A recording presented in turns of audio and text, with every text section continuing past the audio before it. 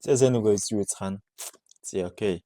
Өнөөдөр хэдүүлээ USD yen, Euro USD Nasdaq нартайгаа танилцсан нэгдүгüүрт, хоёрдугаарт нь бол юу ах вэ гэхлээр ерөөхдөө өчтөр USD yen дээр нэг оролт хийсэн. За тэр оролтынхоо шалтгааныг бүгдээр ярилцсан. Окей. За USD yen. За USD yen дээр бол өчтөр юу болсон бэ? Өчтөр ерөөхдөө энийг угаасаа ярьжсэн 30 минутын реверс хөдөлгөөн ирээд трейсм төлөв авчирсан тохиолдолд доош нь сейлд нэгээд өчтөр ч яриаг үлдээ энийг одоо нэлээд удаан ярьж байгаа. За ер нь эндээс биш гэж угаасаа эндээс харуулж болох юм байна л да. Адилхан анализ өгч байгаа юм чинь. Sound forecast гээд эндээс хэдүүлээ харах юм бол за өчтөр бол USD yen дээр ярьжсэн. Тэр нь хаах нь авцаа юм бол тий энэ бол өчтөр угаасаа орцсон байсан арилж байгаа. Өчтөр орцсон байсан. Ерөнхийдөө ингээд Tracing Theory reverse хийгээд доошо унж байгаа хөдөлгөөн цааш үргэлжлээд ийшээ бол унах боломжтой гэдэг ийм нөхцөл байдалтай байсан хөдөлгөөн. Одоо энэ дээр ингээ харахад бол ерөнхийдөө буцаж ирээд bounce хийгээд ингээ байжсэн хөдөлгөөн байгаа. Тэгээ өнөөдөр бол ингэж харагдаж байна. Ерөнхийдөө дууссан те.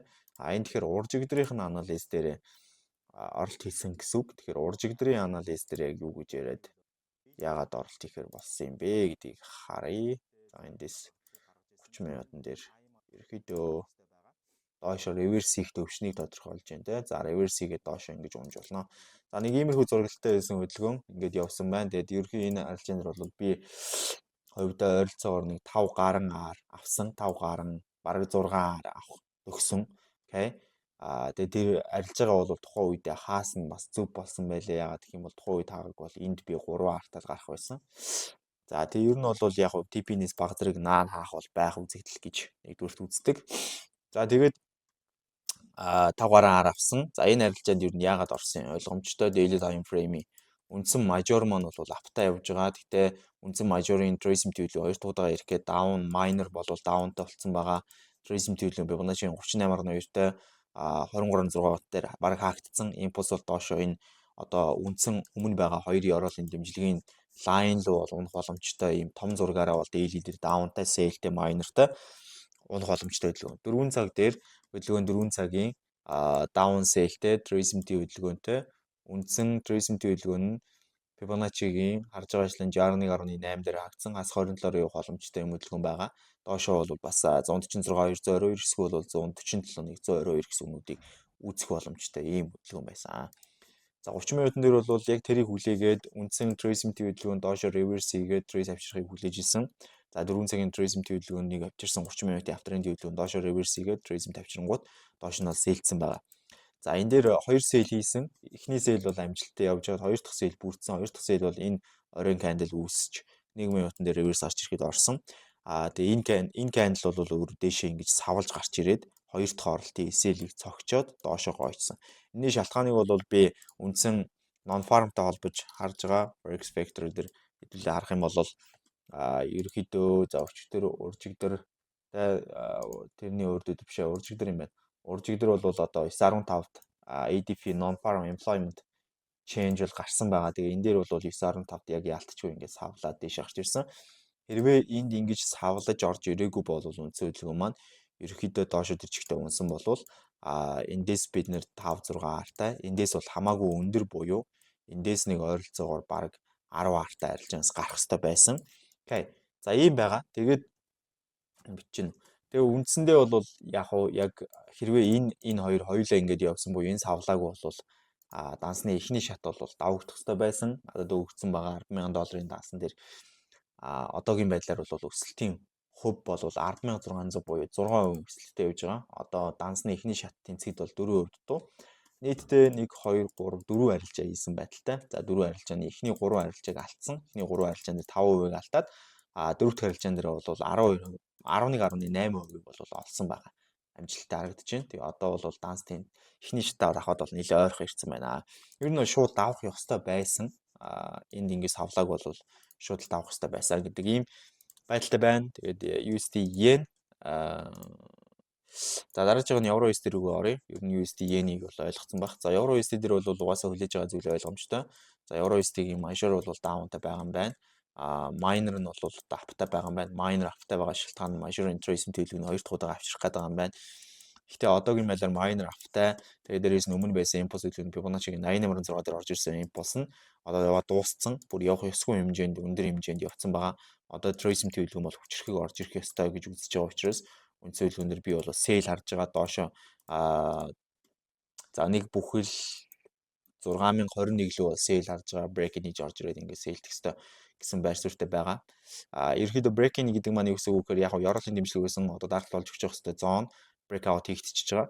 Тэгэхээр эндээс бол нэг break-in гэж хэлэхэд бол ерөнхийдөө бэрх эндээс яг за энэ зон дээр ингээд орж ирлэхэд break-in хийлээ гэж үзэх нь бол утгагүй л гэсэн үг. Ер нь бол яг энэ бол ёроол бол дэмжлэг болж чадаагүй даралт болж чадаагүй. Тэгэхээр энэ бол арилцсан дээр. Тэгэхээр хөдөлгөөн бол ерөөхдөө эндээс цэвэр өөрөө доош хөгжүүлээд хөндлөлтийг хийх боломжтой. 4 цаг дээр хөдөлгөөн 4 цагийн uptrend trend buying zone trace хөдөлгөөн Fibonacci 23.6 хүрээгүй байдалтай үндсэн хөдөлгөөн дэш өсөж байгаа байдалтай харагдаж байна. Тэгээ энэ бол магадгүй daily-гийн одоо энэ oil-ийн daily-ийн resist-ийг шалгах гэж магадлалтай. Тэгэхдээ надад бол энэ уналтал илүү чухал. Тэгэхээр 4 цаг дээр бол энэ өсөд байгаа нь бол надад нэг таалагдахгүй байгаа. Тэгээ ер нь бол яг одоо эхний ээлжинд 70-68 дараагийн ээлжинд бол 60-42 гэсэн үгнүүдийг зорж унах хэвээр 30 минутын дээр даун трендтэй сүүл дууг нь болж чадсан. Харамсалтай нь бол одоо trace MT хөдөлгөөн авчраад тэгээ нэг амар амжилттай яваад байгаа юм бол байхгүй байна. За энийг яг буцаага тавьчихъя зэ. Яг амжилттай яваад байгаа юм бол байхгүй. Одоо үндсэн хөдөлгөөн маань ерөөдөө доошоо энэ ёроолыг ивдээ дахиад trace MT хийсэн тохиолдолд доош нь sell бүрэн боломжтой хөдөлгөөнүүд үүсээд явна. За тэр sell-үүд маань хизээ үүсэх вэ гэдэг нь бол мэдээж энэ 7 хоногт амжихгүй гэдэг нь харагдаж байна. За Nasdaq-ийн хувьд бол Nasdaq дээр очиод ингээд reverse хийгээд доош унах хэрэгтэй байсан боловч resistance дээр хүрхгүйгээр доош унсан. Энэ оролтыг бол гүйцэтгэж чадаагүй. За ийм байдлаар гэж энэ дээр бол daily бол ойлгомжтой. Major маань үндсэндээ аптай, trace төрөд ирсэн, impulse явах боломжтой. Minor маань бол үндсэндээ down-тай sell-тэй байгаа. За minor-ын trace хөдөлгөөн ирэх бас л дутуу байгаад байгаа. Minor-ын trace хөдөлгөөн ирэхин тулд бол өмнө ёроол руугаа break-ийг хийх шаардлагатай байгаа.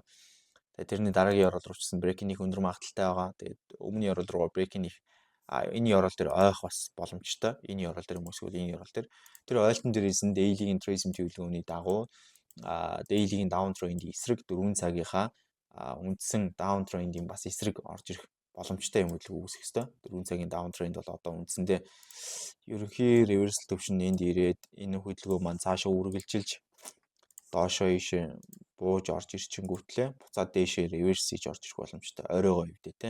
Reverse хийж орж ирээд энэ төвшин дээр цогогдоод эндээс ахаад дээшилнэ гэсэн тохиогоо өгөх юм бол буюу дотгошоо break-ийг хийсэн тохиолдолд бол үндсэн хөдөлгөөн ерөөхдөө дээшээ энэ хавцаар өсөлтийн чиг хандлага барих сонирхолтой болоод ирнэ гэж харж байгаа. Окей. Тэгэхээр daily time frame ерөөхдөө л энэ дээр ойх үгүй юу, ийшээ break-ийг хийх үгүй юу гэдэг зүйлс дээр л тогтож явж байна л гэсэн үг. 30 минутын хувьд бол яг одоо 30 минут бол энэ хөдөлгөөнийг хийхээс өнгөрсөн байдгийн байж гэж тооцоход энэ ёроолыг альтын нэвдсэн. За үндсэн хөдөлгөөн бол ерөөхдөө тэнд оройтой. Эндээс бол ийшээ ингэж ёроол үүсгээд, ингэж орой үүсгээд. Окей. За энийг бүр ахаад ихнээс нь зурмаар болчих тээ баг. Энэ ингэж гарч ирээд, ингэж гарч ирээд, ингэж гарч ирээд, ингэж гарч ирээд ингээд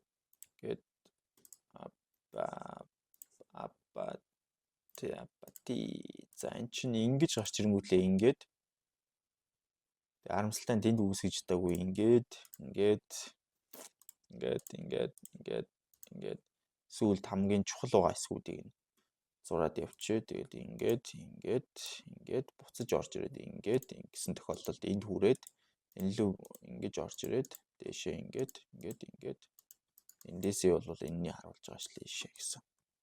Ийм байр суурийг үзүүлж болно. Тэгээд яг одоогийн байдлаар бол ерөөхдөө яг 30 минутын энэ reverse төвшин бол байхгүй болоод энд доошо reverse хийсэн. Буцаж дээшээ reverse хийх үгүй юу гэдгийг хүлээж байгаа байр суурь үсээд daily дээр бол ерөөхдөө daily-гийн ёроол руу break-ийг хийх үгүй юу гэдэг байр суурь. Тэгээд daily-гийн ёроолт эхлээд очиж цохилцох хэрэгтэй бол эхэлж очиж цохилцох мөчийн тэр баим төвшин бол ингэж гарч ирэх хэрэгтэй. Энэ. За тэгээ break-ийг ороод ирсэн тохиолдолд daily-гийн дараагийн resist ойрхон бас хүлээж байгаа. Үндсэн ёроолын дэмжлэг болж өгж байгаа ийм resist байгаа. Энэ resist руу бас дахин баятах уугүй юу гэдэг бас нэг сонголт. Нэлээд бас ярихтай сонголт байгаа. Тэгээд дээшээ гэдэг байдлаар. Доошоо бол одоо харж болохгүй. Daily-гийн Nasdaq-ийн trace MT хөдөлгөөн ирэх гэж байгаа учраас одоо бол доош харах цаг биш гэсэн үг. За ийм л байна даа. Тэгэл ерөөхдөө ойлгомжтой байх. Nasdaq, Euro USD, USD yen юм байна. Тэгээд энэ дансны өсөлтийн үед бол нэг юмшгүй байдалтай харагдаж байна. За тэгээ бүгдээрэнд амжилт хүсье. Жаргал бэксүүлээ. Баярлалаа баяртай.